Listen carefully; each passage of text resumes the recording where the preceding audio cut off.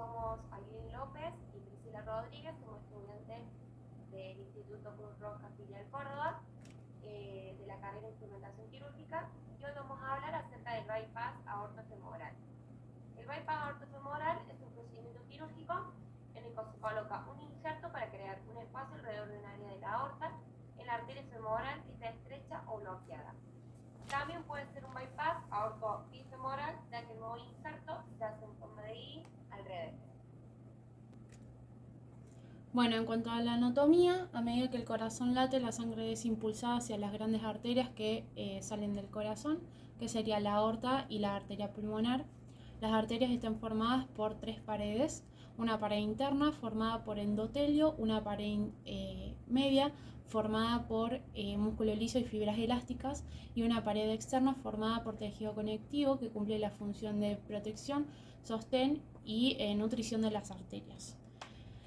La diferencia entre venas y arterias es que las arterias tienen paredes más gruesas y más elásticas, y las venas tienen paredes más delgadas y tienen pequeñas válvulas que impiden el retroceso de la sangre.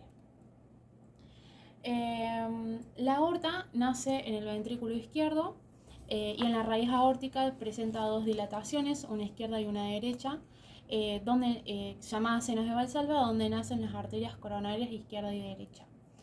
La aorta se dirige hacia arriba y hacia adelante, formando la aorta ascendente, y cuando llega al segundo espacio intercostal cambia su dirección, formando el callado de la aorta, y se dirige hacia abajo por el lado izquierdo de la columna vertebral, formando la aorta torácica descendente. Atraviesa el diafragma a través del hiato aórtico, convirtiéndose en aorta abdominal. Cuando llega a la altura de la cuarta vértebra lumbar se divide en dos ramas, formando las arterias ilíacas primarias, izquierda y derecha. A su vez se subdividen formando las arterias ilíacas secundarias, internas y externas, y cuando la arteria ilíaca externa pasa por debajo del ligamento inguinal, entra al triángulo femoral y pasa a llamarse arteria femoral. Antes de la cirugía el paciente debe tener ciertos estudios previos. Lo primero que se le va a hacer al paciente va a ser el examen físico, el análisis de sangre que se va a realizar para asegurar que no tenga ninguna infección, que la sangre pueda coagular adecuadamente y para determinar el tipo de sangre, en caso que necesite una transfusión durante la cirugía o después. Se va a hacer el índice tobillo-brazo. Esta prueba compara las medidas de la presión sanguínea en los brazos y en las piernas. Estos números deberían ser similares, porque si los números de sus piernas son significativamente menores a los de sus brazos, sugiere un bloqueo de las arterias que transportan la sangre a través de sus piernas. Se va a hacer el ultrasonido Doppler. Este estudio se va a utilizar ondas sonoras para poder examinar el flujo de la sangre de las arterias. Puede determinar cuáles arterias están bloqueadas. Por último, se va a hacer la angiografía, que en este estudio se va a inyectar una tinta en las arterias y se toman radiografías en las piernas, debido a que material de contraste no será capaz de fluir a través de áreas estrechas o bloqueadas por la placa. Se va a identificar la ubicación específica de las obstrucciones, y otro tipo de angiografía es lo que se van a hacer: angiografía por tomografía computerizada o angiografía por resonancia magnética. Luego vamos a nombrar qué instrumental y material específico se va a necesitar, como por ejemplo el separador autostético Balfour, una válvula de oro Finacciato, que en este caso vamos a utilizar una 17, 3 válvulas de Diaver y Dogen número 6. Vamos a utilizar la jeringa de Bonneau, el tunelizador y suturos como polipropileno 2.0, 3.0 y 4.0 para hacer la anastomosis aórtica, y sutura sintética absorbible 2.0 y calibre 1. También, lo que es de suma importancia, vamos a utilizar la prótesis de Wobe Dacron, que es con colágeno. La preparación del paciente debe llegar al quirófano con el abdomen, los genitales y la cara interna de los muslos rasurados. Se le realiza una anestesia general y una vía central. Se le coloca una sonda y se realiza la antisepsia con iopovidona desde el tercio superior del tórax hasta las rodillas y por último la zona genital. Se colocan los campos. Primero un campo chico en la zona genital, un campo grande podálico a la altura del tercio medio de los muslos y un campo grande cefálico a nivel inframamilar y dos campos grandes laterales dobles dejando libre la región femoral.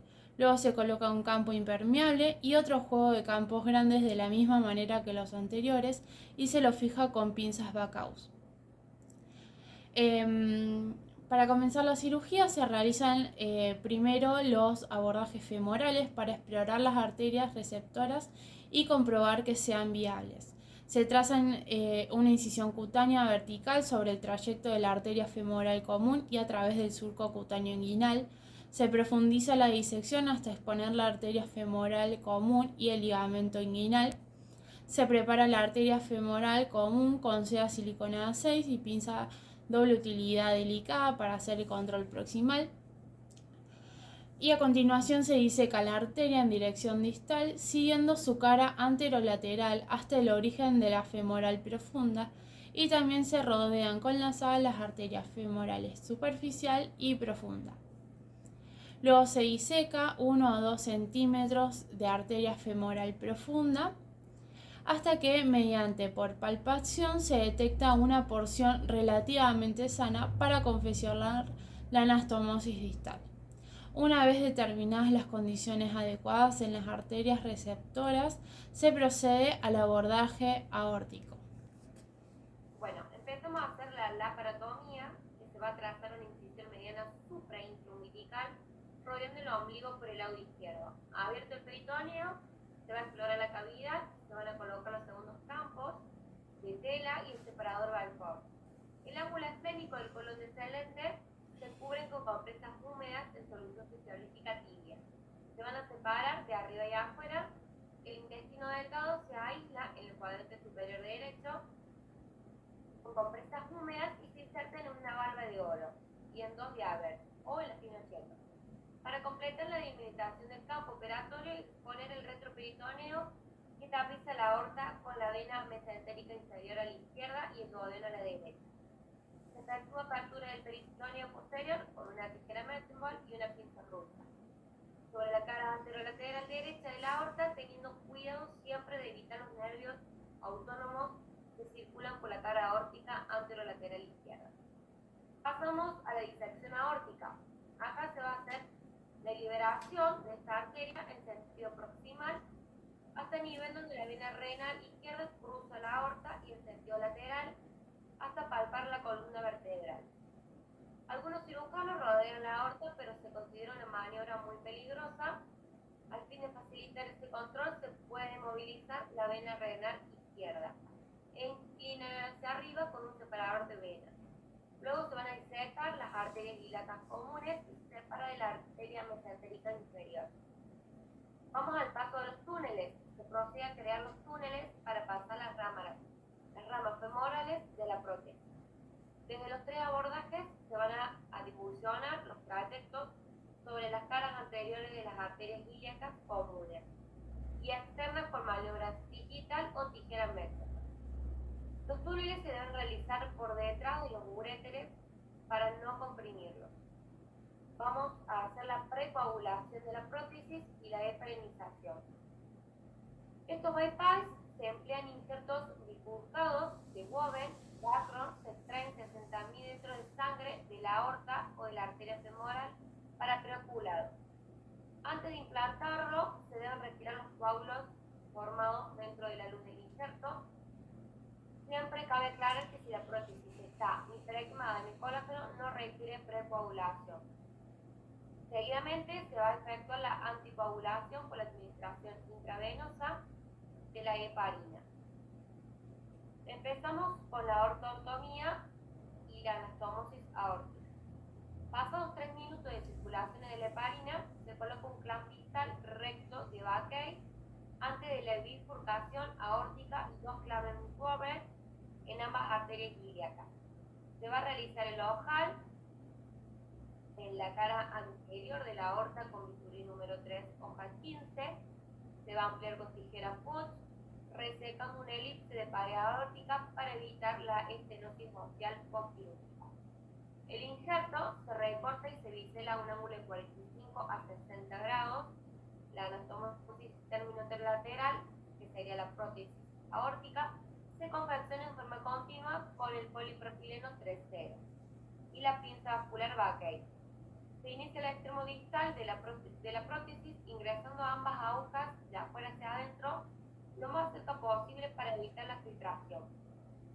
Luego se pasan de adentro hacia afuera la pared aórtica. Mientras se trabaja con un extremo de la sutura, se va dejando reparado el otro cabo con una cóctel protegida.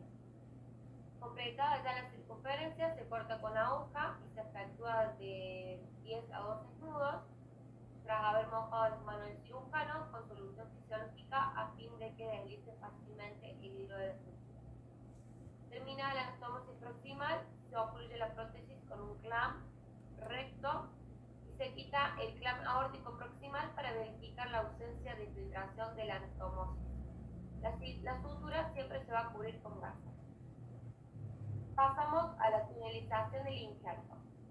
A través de uno de los túneles creados se introduce el tunelizador y se pasa la rama distal de la prótesis hacia la zona inguinal, teniendo precaución de que no quede rotada o angulada. Por eso el injerto tiene una línea que indica la correcta posición del tuerto. La anastomosis femoral, las arterias femorales común, superficial y profunda se van a ocluir en los clamps de Morris angulados. Se va a efectuar una incisión longitudinal con bisturí número 3, hoja 15, en la cara anterior de la femoral común y se amplía con tijera Putz o castro viejo. Luego se observan y palpan los óptimos de femorales superficial y profunda. Siempre que esté comprometido el origen de esta última, se debe perseguir la arteriotomía sobre su eje en 1 o 2 centímetros, hasta encontrar la pared sana para confeccionar la anastomosis. Por esta maniobra se va a intentar que el injerto distal actúe como un parche sobre el orificio de la femoral profunda, aumentando su calibre. La prótesis se tensa lo suficiente y se bisela en un ángulo acorde, aumentando la arteriotomía. La anastomosis terminolateral continúa y se realiza con el polipropileno 5.0 desde el extremo superior. La anastomosis femoral terminolateral del lado contralateral se lleva a cabo de manera similar. Una vez concluida, se va a liberar el clamp del injerto, dejando constituido el bypass aorto-bifemoral. Vamos a empezar con la evaluación del flujo, que se cubre en la anastomosis con gasa, se revierte la heparina mediante la inyección del sulfamato de protamina, cuya dosis depende del tiempo del clampeo y se guarda la hemostasis. Se va a verificar que si hay pérdidas sanguíneas o no. Se va a controlar la perfusión distal mediante la palpación en todos los niveles para estimar el carácter del pulso. Luego vamos a hacer el paso del cierre de la laparotomía, que se va a aspirar la cavidad, se van a retirar los coágulos y se va a asegurar la hemostasia con el electro. En el retroperitoneo se afronta con una sutura continua de material sintético absorbible 2.0 para que el injerto quede bien cubierto por serosa y se extraen las valvas, las compresas y el valfor. Se vuelven las vísceras a su lugar y se cierra la pared anterior con un monoplano, calibre 1, y luego se aproxima el tejido celular subcutáneo con puntos de igual manera y por último con una sutura de nylon 2030 con la aguja lanceolada.